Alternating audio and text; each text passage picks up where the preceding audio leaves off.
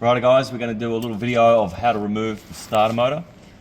Before you start this job, you need to remove the negative off the battery, okay? Then I want you to have a look at this hose here. There's a little clip at the front of that, so you come in from the front side.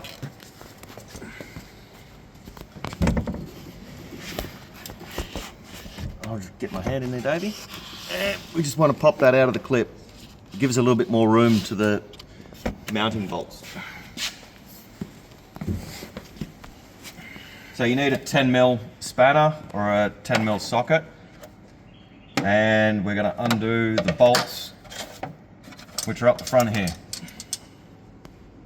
One there and one there.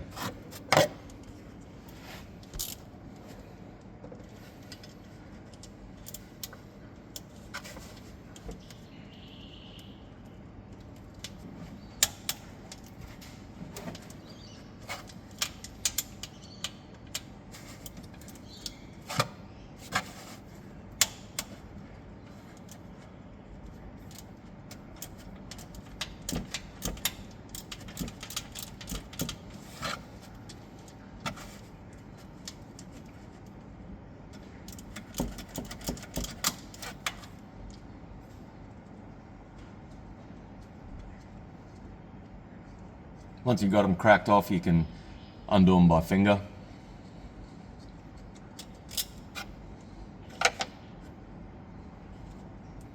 You'll notice that there is a black cable coming to the starter motor. Just leave that on for now until we get it out. Probably be a bit easier to get off.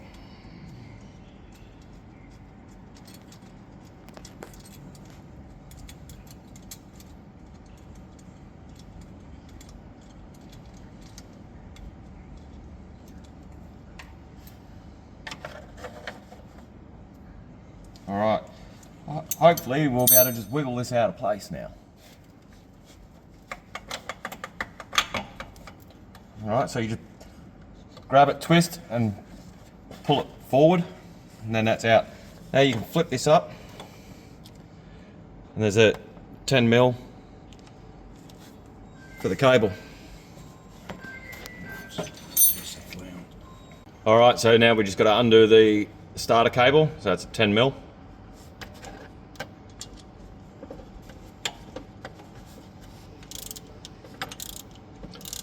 When we do this back up, when you put the new starter motor in, just snug this up. Don't go over tight because you'll strip the lug.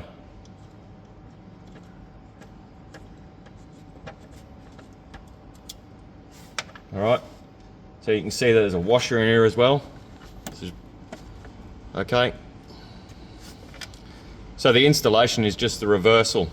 So grab your starter, bring it in, offer up your cable. Put your lock washer on, spring washer.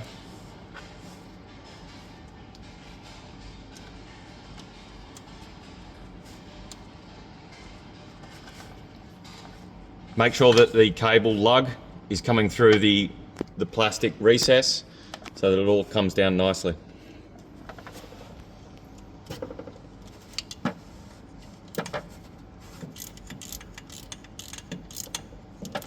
Remember, don't over tighten this, don't go crazy on it.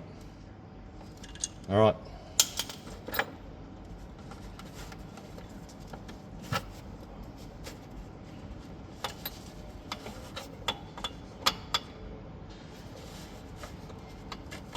What are we hitting on there? There we go.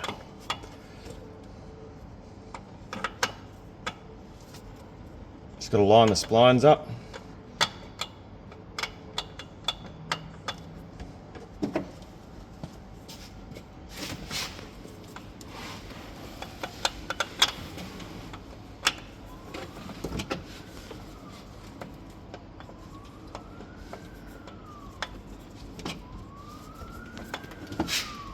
You might have to rotate the starter to get it in. It's